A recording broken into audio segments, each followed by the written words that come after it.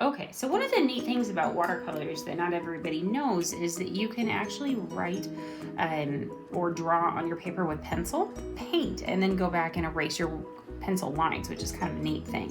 Another thing to keep in mind is that pictures are usually a lot prettier when we allow them to go off of the paper instead of trying to confine them to one of the papers.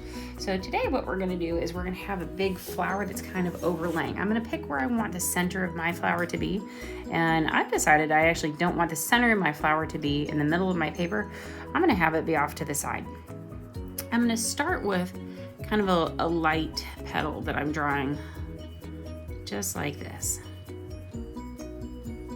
Okay, and I'm gonna go around. It doesn't have to be perfect, but what I would strongly recommend is that you don't draw with really heavy marks. When you draw with really heavy marks, then it ends up being difficult to be able to erase them. Okay, so mine are approximately the same size. Once you have the first section drawn, you want to build off of that. So you're going to end up drawing another section that goes behind it. Okay, and actually I probably want mine to be a little bit bigger than that because I want mine to build and build. And see how it's okay if you make a mistake. It really doesn't matter. There are way too many people that get really worried about making sure their art is perfect, and they stop doing art because they have this idea that somehow or other it has to be perfect, which is absolutely not the case. Okay, now I'm gonna imagine that I had a big one that was going out like this.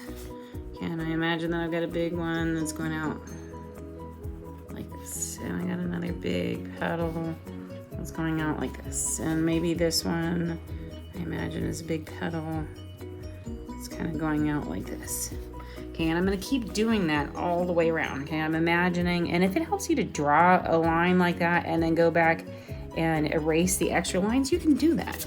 Okay, but what you want to have is a series of cascading bigger and bigger and bigger petals. And if I don't describe this perfectly, I'm sorry, I'm not used to teaching art online. But you want to go ahead and just make it bigger and bigger. And notice that each one ends up kind of building behind the middle of two there. So I'm going to end up doing this as much as I can until I have most of my paper covered. You can certainly do a second flower if you decide, hey, I want to make sure that, you know, this is as big as I want this one to get.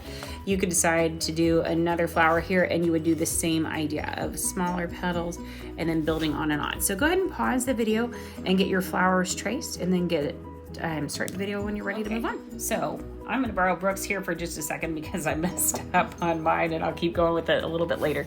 But what you want to do is you want to start with painting the entire paper one color, being very, very, very light. Again, this is the one where we're going to do the lightest value on the outside, and it will be darker as it goes in. So take a color and spread it throughout. Notice that I'm using a nice, flexible, natural bristle brush. If you have the cheapy ones that come with the kids' art thing, it's really worth a couple of bucks that it'll cost you to get a package of a variety of sizes and bristle types from the craft section at Walmart. Okay, so now that I've got the entire section, it doesn't have to be perfect. Okay, art is actually really boring when it's perfect. You want to cover the entire amount first, and you can see that Addie is doing a really pretty kind of peach color on there right now. I think it'll end up going more towards a red when she has more pigment on there, but she's got a really light color on there, which is exactly what she wants. If you start with too much paint on there, then you can't get the difference in value that you're really going for. So notice when she gets a large section of color in one area, how she just takes the water and keeps spreading it out, okay? Go ahead and do that, and then you can grab a fan if you want to, a hairdryer, whatever, and give your picture just a minute to be able to dry, or else you're gonna have the same problem that we talked about earlier where the paint is going to just bleed all over everything when you're painting it. So go ahead and pause the video and get started. Okay, so I'm switching back to my pink. You can see that I've already painted with a really light color, and I've let it dry for just a minute. It doesn't have to be completely dry, just to the point where your paint isn't sucking up all over your paper here. Okay, so you're gonna take another brush, and you're gonna basically find the outline of your shape, okay? And you want to go ahead and find the biggest bristle or the biggest petals and outline those and work in from there. Okay, and don't worry about the fact that I've got a little bit too much color and it's going to be harder for me to get darker from there for right now, because I'll use the same trick that Addie was using of taking the water and pulling it where I want it to be in just a minute. Okay, but what I'm going to do is basically go ahead and I'm going to outline the outside of all of my biggest petals. I don't need to outline the inside ones, just the biggest petals. Okay, so once I've got that, then I'm going to take my paint and I'm going to pull it in towards the center. Okay, and I'm going to pull it in, pull it in, pull it in. Notice, please, if you are a kid watching this, which I hope some of you are, then I am never pushing my brush. I'm always pulling my brush, okay? And I use the water to begin with more so than I'm actually using more paint, because I don't want these petals to be really, really, really dark. I just want them to be a little bit more dark than the paint that I have on the outside. So some of it's already started to dry, and that's fine. You just take your paintbrush, okay, and you're gonna kind of squiggle in. I almost got a little close to pushing my brush there, sorry. I don't mean to set a bad painting example. Okay, I can use a little bit more paint if I want to. Okay, but I'm pulling this in towards the center. Okay, and I'm gonna make sure that I have the entire center completely covered. Go ahead and pause the video and get that done. So as you can see here, I've already gone around the outside and I've pulled the color in. It's not perfect, it's all right. It doesn't need to be perfect. Okay, you can also see that Brooke has done the same with blue and Addie has done the same with her kind of orangey red. So please make sure that you've got just the inside, that you're not painting the outside again. And the next thing you're gonna do, and if you wanna switch to a smaller brush, you can, is you're gonna use a tiny bit more color. Okay, you're gonna find the next petal that was on the inside, and you do wanna make sure that you let your paper dry for just a minute, or else it's gonna end up basically bleeding all over and making a huge mess, and you'll get really frustrated. And don't forget, anytime too that you have too much paint on your brush, you can always use a paper towel to dab it off, okay? So you can see here, I wanna make sure that I don't end up with too much paint sticking on there.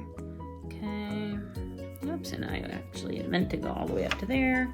Okay, that's the great thing about watercolors, is they're really pretty forgiving. But at this point, every time I'm trying to pull this paint in, okay, and every time I do the petals, I'm gonna let them dry in between, but I'm gonna do the same action over and over again, where I'm basically gonna go to the next biggest section. Okay, I'm gonna outline it with my brush, and then I'm going to go ahead and I'm going to fill in.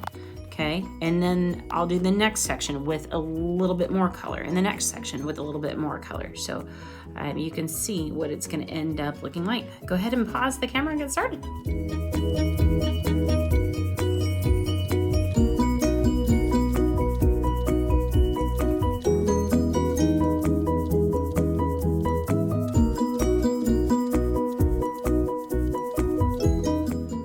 Okay, so as you can tell, I went ahead and I finished my picture here, and then I took the tape off. I want to show you what it looks like before I add some black lines.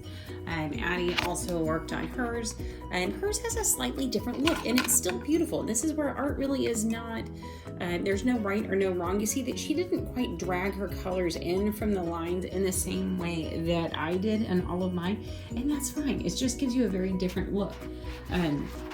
Brooke also finished hers, and then I went ahead and I wanted to show you what it looks like when you add a second color or add a line onto hers. So she let me use hers, and she and I together went ahead and we outlined the outside and then just added some additional lines with colors on there. So hers is no longer monochromatic with just one color. She actually has kind of a purple outline that's on there and outlined the flowers. And then the last thing I wanted to show you before I put the lines on mine is I did one reverse example. This is where I started with painting the lightest flower in the middle, and then I did a little bit more pigment on the next section around, and then I did the most pigment on the outside. So it's really kind of the same idea of what I had before. It's actually the same coloring. I just did it in reverse. So I wanted to give you an idea of what it looks like. Now you can call that finished if you want to, or you can go ahead and add some lines. If you have a really thin black marker, you can use that. You can use a sharp if you want to, or you can actually use some black paint, but you definitely want to make sure that your painting is dry before you try this. So this is what my paintings look like before I add in some black marker, and I'll show you what it looks like after. Okay, so this is the last picture that I have. And this was the original one that I did the light value on the outside and then worked my way in with the darker image. And this is really kind of the reverse, where I started with a really light in the center and then I went out. And then when I was completely done, I decided that I no longer wanted it to be monochromatic with just one color, and I decided to go ahead and use a black. So I actually used Sharpie and black paint as I wanted to. This is definitely something that is your choice. If you decide you want to leave it as that monochromatic look, you can. If you want to have a more defined edge for each one of the flower petals, you can do that too. Have fun painting.